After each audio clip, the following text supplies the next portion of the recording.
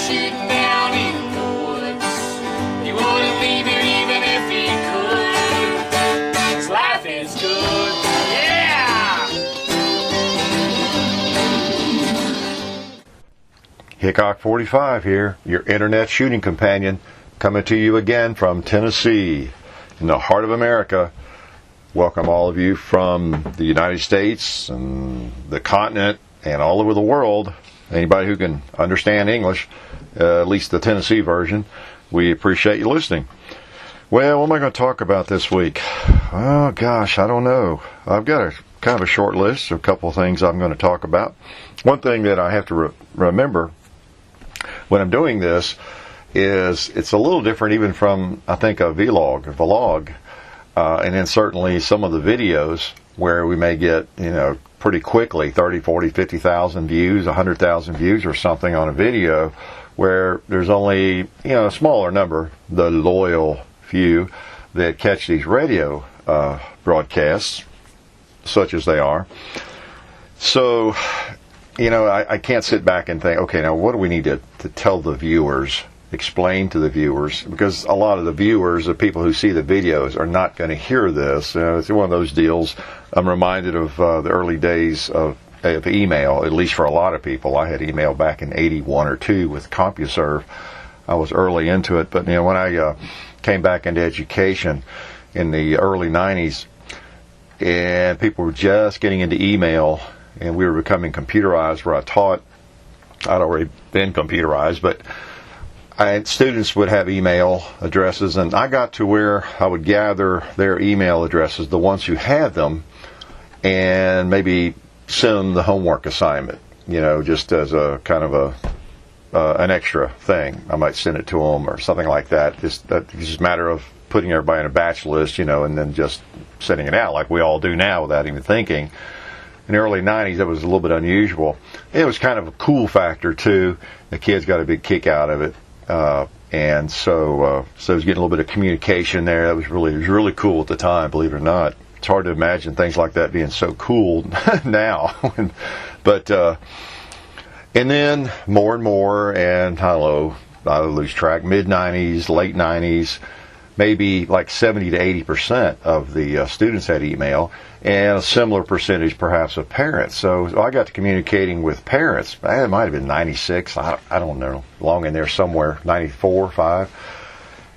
And then that was really cool, because I, in a way, pioneered that. I was into computers and email and everything, and it's a simple matter, of course, create a list. So I would begin communicating with parents, just to let them know what we're up to, and projects coming up, things we were doing, why I was so insane, why they're hearing these crazy students or stories about their kid's teacher, at the dinner table, and that he really might be totally insane, So that was kind of nice. I could communicate with them, and they appreciated it, and it was fun to do. I'd hear back from them, and it was really interesting, because for the first time since I had taught, I was able to communicate easily with parents.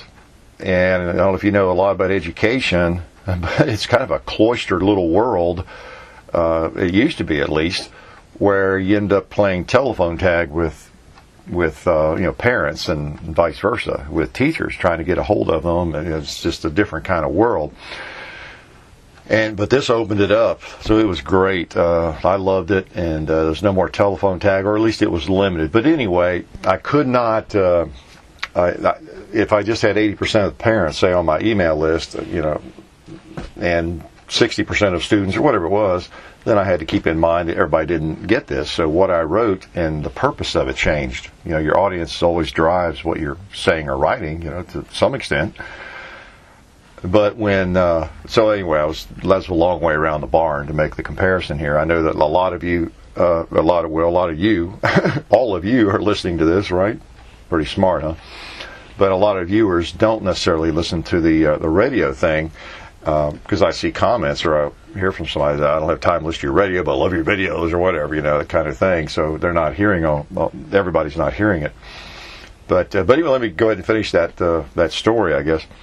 It was really cool once, everybody got email. I guess by the late 90s, essentially every student, every parent we're on some email system and we're using email, and then where I work and teach, we offered our own email system. Then a year or two later, it was basically required. We gave parents an email address. So anyway, nothing new now, but every parent, every student has an email address and uses it and checks it daily. And that's gone on for, I don't know, 10 years, 8 years, 10 years. I don't lose track of time. But so anyway, for a long time now, it's just so simple to keep a list of all the parents of my students, and then my students too. And in fact, we have a system now where you just one click and you get all the parents of a certain grade level, and you get all the students of a certain grade level and everything else. So the world has definitely changed, and it's a wonderful thing to be able to communicate that easily. Of course, as we all know, because it's so easy, we get so much email, and we get covered up with it, don't we? But anyway, I guess that was one of my topics. Maybe I got to talking about that, but I don't reach everybody in the radio thing here. And of course, I don't reach anybody with any particular video. There's really nothing I can do that I can reach everybody who is going to, or who has looked at videos, or who likes our videos, or who's coming into the videos, because we get close to a couple hundred new subscribers every day, and just new people, constantly wandering in there. But anyway, too bad. I still want to talk about certain things, and if you do catch most of the videos or all of the videos, and you catch the radio thing and the vlogs, at least you know what's going on. It may not be much, but you know what's going on. It may not be worthy of your attention sometimes, but you are definitely aware of everything I am, I guess. So anyway, we're going to talk about 2 or 3 different things maybe today. In addition to what I just rattled on about, some of it's hard to even tell you what it's going to be about. I'm going to talk about 1911s, the best 1911s. I get a lot of comments about that and questions, and people who are missing some of the key videos. I might talk a little about revolvers and some things. So I got a couple things here we'll chat about. And I'm trying to do a table of contents, when I post it or soon after or so. So anyway, I don't have to really tell you what's on it. You can just look in the description and see that, can't you? Which is a good idea for any video. I'm trying to do better about putting things in the description of any video in terms of what holster I'm using, what the firearm is, maybe a link to the firearms company or the holster company or the ammo company that's donated ammo, just whatever it might be, because it's like, why not on all of that? If it helps, even a handful of you, it's simple enough to do. And in the early days, I know I was really bad about that. I still get questions about, that's the thing, you have to live with the sins of the past.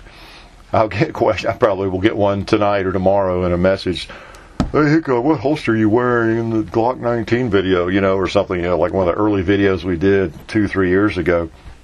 I don't know. I have to go look and see. And then I go to the video and I've got a long shirt on. I can't even see the holster, so I don't know what I was wearing. I can make a good guess at it. So anyway, I'm living with those sins, of course, those sins of omission, but I'm trying to do better with that. So anyway, let's chat about a few different things and see if I can put you to sleep. And since I brought that up about the email and parents and the profession of education, everything that I have been involved in for a while, let me also elaborate just a little bit. It was beyond cool, of course. It was cool, to be involved in email early on and be able to communicate easily with parents and everything. But it was also incredibly valuable to some parents that, particularly a parent, let's say, divorced, and you've got 2 different parents trying to keep up with little Johnny. And he's living in different places on different weekends and that kind of thing, and lots of work to do and projects and everything. And it was from the very beginning. I mean, I had some parents, particularly of divorced parents or parents, parents of divorced parents, or parents of kids that were particularly difficult to get to do their work. Put it that way. And oh man, just getting a little bit of information like that about maybe things that were coming up or novels we're reading, just different things or projects, and then of course maybe even the homework assignment thrown in as a bonus. They were so appreciative. You cannot believe it. I've not been in that particular situation, but I can kind of imagine how the communication might not be ideal, and one parent might not feel that they're getting the information, that the other one is, and all that sort of thing. Well, this, they're all on the list. It was just marvelous. I mean, those 4 or 5 parents a year, they had to wash my car for me. I mean, they were just so appreciative of that, and it was just kind of a surprise, that unintended consequence of just kind of having some fun and doing some high-tech stuff. At the time it was high-tech. Now it's low-tech, right? But it was also kind of funny too. I really enjoy kids. It's fun teaching, and I do torment them a lot, but it's all in a healthy sort of way. But it was funny because sometimes, where I teach, it's very expensive to attend, and parents want their money's worth, and they ought to get it, and the child ought to do his work, at least make a good stab at it. It's one thing not to maybe make an A or do exceptional work every day, but they ought to get their work done, and give it the good old college try. And so I would, even back in the low-tech days, occasionally there were 4 or 5 students who did not have their homework or something. I might just actually print out a note. I would just do it in word processing. I would just write it. Thought you might want to know that Johnny did not have his assignment today, and I know you expect better of him or something. And I would put that in an envelope and address it and actually mail it home in a day or two. They would get it, rather than try to play that telephone tag I was talking about. So when email came along, it was even better. If I had 3 or 4 rascals that didn't have their work, I might just do the same thing on email and just send an email home. That I thought you would probably want to know that Billy or Susie didn't have their work today, and they knew what the assignment was and just came without it. They were very bad. They deserve a beating, I'm sure, something like that. Well, pretty funny, 4 kids don't have a chance. They go out to get in the car after school. Mommy picks them up, and what's the first thing they hear about is how they did not have their homework. So it's just an interesting change in society and how technology has changed things. Little Johnny gets in the car right after school, and his mommy or daddy already knows he didn't have his homework 5th period. So anyway, those were some pretty interesting times, and now again that stuff's old hat and everybody's used to it, so it's not that big a deal.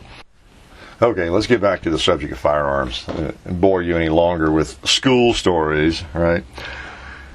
One thing that's happened I thought might be of some interest to you is, I've been messing with guns a long time, and any time you do something for a long time, you can get a little bit jaded. You take things for granted, One thing that's happened, I've noticed, just by merit of the fact that a lot of new shooters communicate with me, as well as experienced shooters, but just a ton of new shooters that are just getting into shooting, looking at firearms, or they just got a firearm, just bought a revolver or a Glock or whatever. It's fun. You might expect it to be almost annoying. I know some people would, that I continue to answer maybe a lot of the same questions over and over, or you can imagine, you folks that have more experience, the questions, and you see the comments. There are a lot of folks who are interested in firearms. They've come to it from whatever place, video games, just growing up, seeing movies, you name it. They just are interested in firearms, as many of us are and were as teenagers and in our 20s and 30s. It's just happened. And some people even older just getting into firearms or back into firearms, or had a passing interest, but they've been hanging out on YouTube too much, and their interest has been perked again here. But one of the things that's neat, I've noticed in getting to my point here, is that it's kind of a refresher. It serves as something kind of refreshing to me. It's been good in that, I don't know, it kind of has renewed my enthusiasm to some extent. Like, I need that. But I get so many messages and things about someone who's just bought a revolver, or they just bought their first gun. I get a lot of those questions, or not questions, but just comments. They just bought their first gun. They've been looking, and some of these people have been communicating with me for a long time, maybe for a year or two, talking about a gun or wanting to get a gun, and then they finally bought their first pistol, and they're so excited. They're just almost beside themselves, because they've got a Glock 23, or they bought a Glock 19, or a revolver, or an M&P, or they just got a Ruger GP 100, and they're so excited about it. I mean, you can just feel it coming through in the message, and they want to share it with me, because they feel like I'm partly responsible, because I'm the person who helped get them addicted, I guess. At least I was one of them. But they write back, and let me know what they're buying and shooting. There's a guy in Australia, in fact, that I've communicated with for, I guess, 2 years. And he lost a bunch of his guns, or all of them, and he was just going to forget shooting, I think. And he's getting back into it, and I forget what all he has told me, but he's just got his pistol license, and he's getting a Glock 17A, I think they call it down there, and he's all excited about that. And the guy in Canada, kind of the same thing. Just you can't imagine the enthusiasm that they have. And then people getting excited about new genres of guns. It's maybe from they claim it's from watching videos, but just from just studying firearms. A revolver, maybe someone who's never cared that much for revolvers, or thought revolvers were old school, old guy guns, no fun, boring stuff. They only hold 5, 6, 7, 8 rounds or something, and who'd want one of those? And they've bought one, or they shot one that an uncle or friend had, and it's just neat. It's like going back into to my own experience back in my teens or my 20s. They've had kind of a rebirth, and they're going through all this for the first time, maybe, and it's just exciting. It's refreshing, and it reminds me. This is what I'm trying to say here. It just reminds me how much fun guns really are, and how neat it is when you get that first firearm, or that second firearm, or a different type of firearm. As you can tell from the videos. There's not a lot of new stuff out there that's going to just get me totally excited, although I get excited about any different firearm. But it's just really refreshing. It's neat. It helps keep me going, really.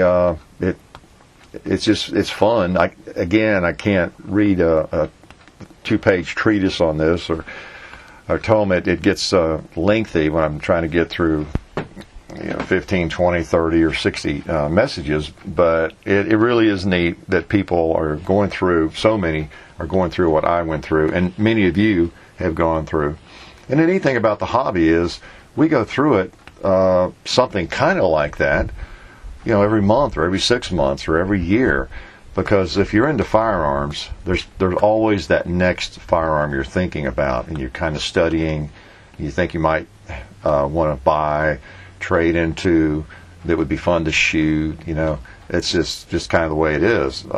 So anyway, thought I'd pass that along, how neat it is to experience that over and over and over again with so many new shooters, or people returning to the hobby, the sport, which is another topic. I hear from quite a few people who tell me they kind of got away from firearms, and it's not just watching YouTube videos. I think it's just world events and just everything. And firearms are more popular than they've ever been. There are more gun shops, I think, than ever, and more people into firearms, and with the carry permits and everything. So it's out there more, and it's more mainstream than it's ever been.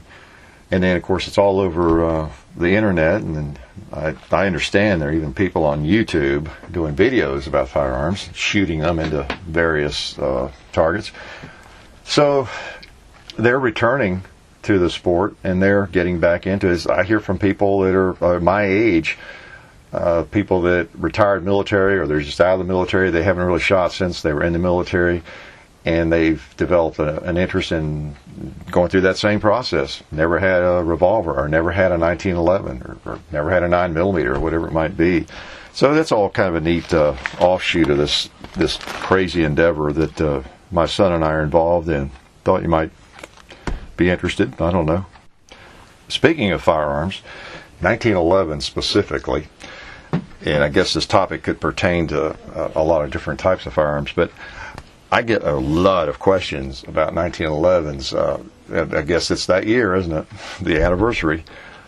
But people really expect me to be very opinionated, maybe I am to some extent, about which is the best 1911. That's a big question I frequently get. And another one is, if I'm going to spend $800 or $700, or if I have $1,000 to spend, or $1,500, whatever, which 1911, would I buy? Should I buy? Well, I've got to confess some ignorance and some bias here, because of being old school, I guess, and my age, really. I grew up with Colt basically being the 1911, and then Springfield. I think I've talked about this before a little bit. I still have a hard time associating some of the gun companies with 1911s. I do, and they don't come to mind necessarily right away. John and I were having this conversation just a little bit ago, and I know I've been getting a lot of them in, or some, and I'm learning about different ones. I can't get them all in. My gosh, who does not make a 1911 these days? So you see, I come from an era where the Colt and then later the Springfield, they were really the only 1911s that, you thought about much. There were some others. I've talked about that. I think Caspian and a few. But now, I'm still just trying to get used to seeing Smith & Wesson, on a 1911. Or Charles Daly. Or SIG. SIG makes one, don't they? I mean, all these gun companies that have a 1911, it doesn't compute for me. So I confess to still having a bit of a blind spot with 1911. So I'm not probably the best person to ask that for that reason. I really am biased in some ways.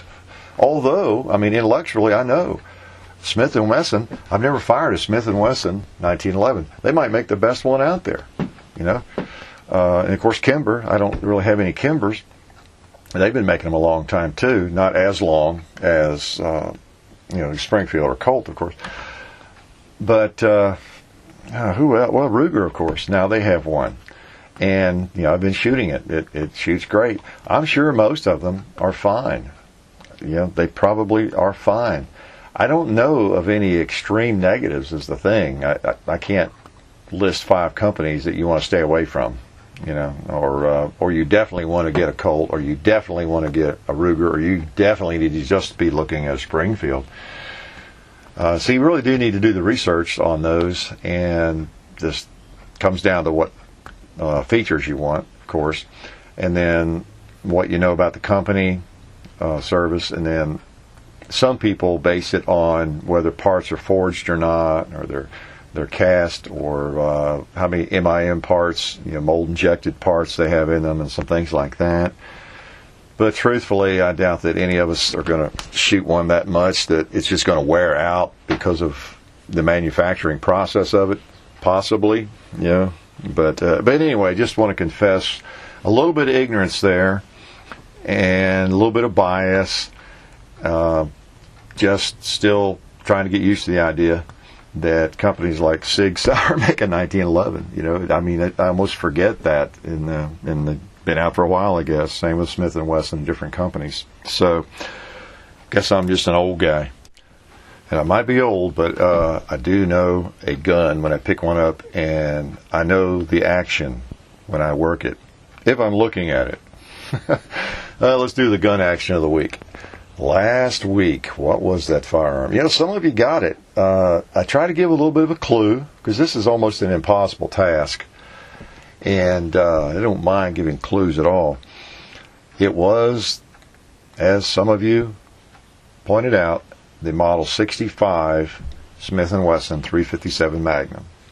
One thing that helps, of course, is seeing the videos, and being familiar. When I give a hint, I gave the hint, I think, that it was, you could hear probably that it was revolver. So if you got to that point, and I think I mentioned how it was difficult to cock, then for the folks who have seen the Model 65 with the bobbed hammer, that came to mind. And so those folks got that one. So it's 357 Magnum, 3-inch bull barrel, Model 65, great little piece, great carry gun, not an expensive gun. That gun on the market's probably, a used one like that, hammer ground down. If I were to sell that gun, it's probably not worth more than, $350. I don't know what it would be worth.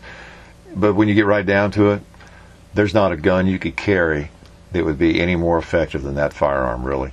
The only thing you're missing is high capacity. You got the potential there for a 357 Magnum, which we all know is a great cartridge. It's a beautiful trigger on that gun, double action, and it's just, it doesn't even have adjustable sights, but it shoots right on. So anyway, that's what that gun here. Didn't mean to get into a bragging session on that particular gun, but it is a gun I like. Oh, and that reminds me, there's a story I could tell on that gun sometime. There's a topic I'll probably forget to make a note of for another day. So that was what it was. Let's pick up the gun for this week and baffle you guys, you gals. Okay? So here we go. Let me make some sounds with it. Let's cock it. Fire it. Work it. Do some things you do with a gun like this.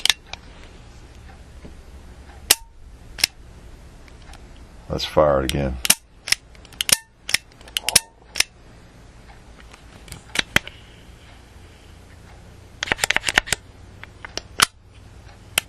All right. Now, what clues can I give you on this firearm? Wow. It's a first or second cousin, probably, to last week's. Just a little heavier.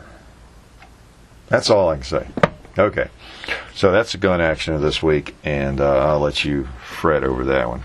Here's a topic, I guess it's an example of what I was talking about earlier and rattled on for a long time about, was not getting to everybody, but I just need to talk about some of these things here and there, and we'll get to most of you eventually.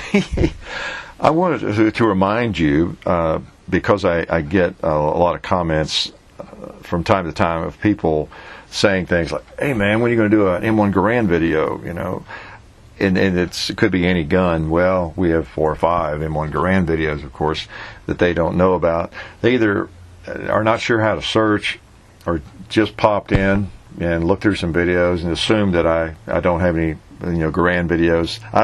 I'm not sure, but I just want to say a couple of things about that. First of all, I hope you get around and look at the videos. If you're a new viewer to the channel, we put a lot of work out, over 400 videos, and I think you'll find something interesting in most of them. It's not like we did a bunch of dog videos, and it's just now that we've figured out how to do an interesting video. We've got some pretty neat videos back through there, I think. So I hope you get around to see them all. If you didn't know, you can search pretty simply.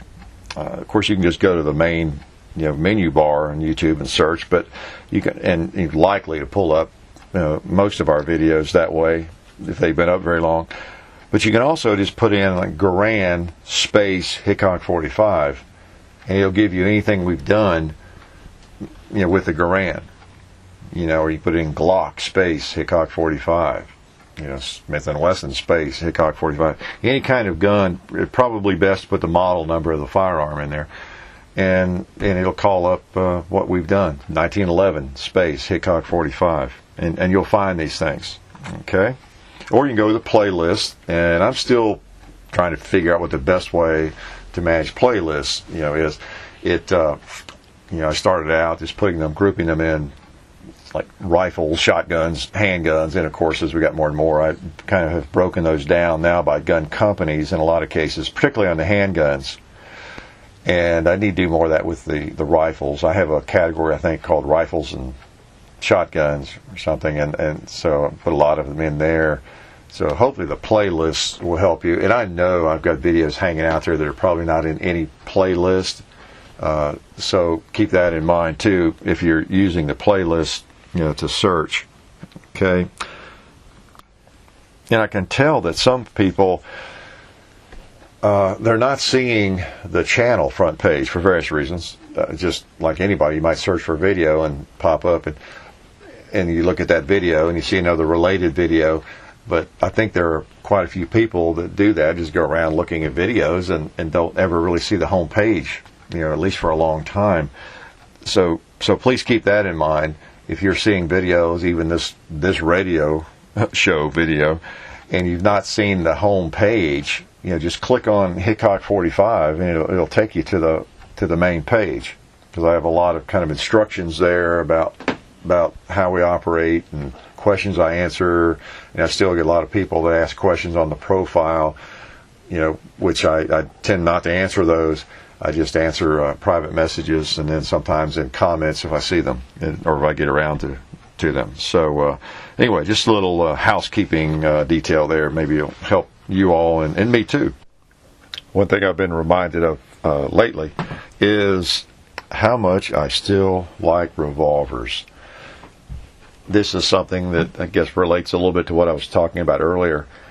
It's really interesting to me that so many new shooters are enjoying revolvers and discovering the thrill, the joy of shooting revolvers.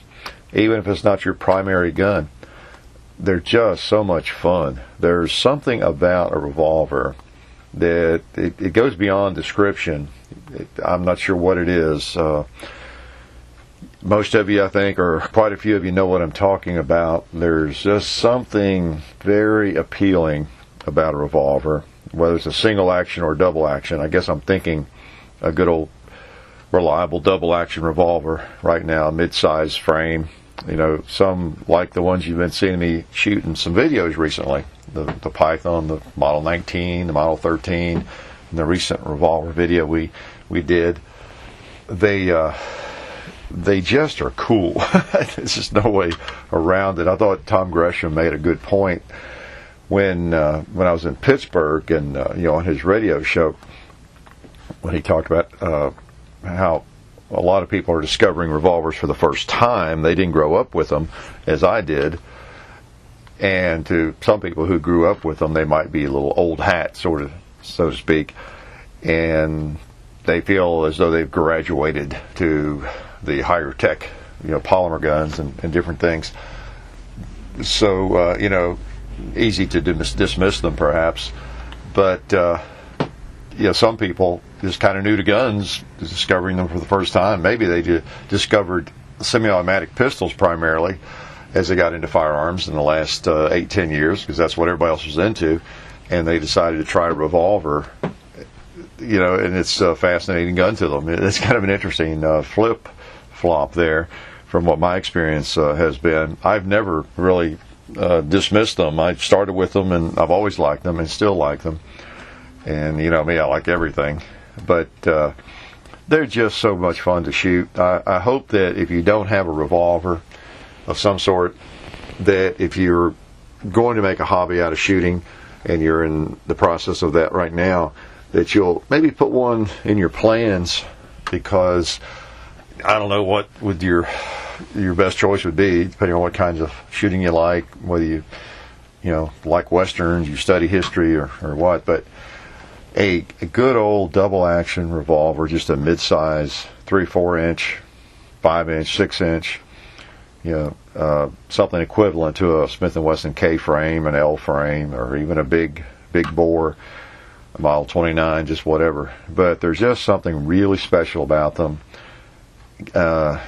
Spending some time, shooting a box or two of ammo through them, you will thoroughly enjoy them if you have not fired one. There's also another factor with a revolver that that's not talked about a lot, I guess. There's something about the action of a revolver. If you have a pretty nice action on a double action revolver, a lot of people shoot them really well, even in double action if it's not too heavy. It takes some practice, I think, to master the double action on a double action revolver. But once you get the feel of it and you have some experience with it, there's something about that. I'm not sure what it is, but when you pull that thing out of the holster and pull up on target and start squeezing, pulling that trigger, you have a long travel.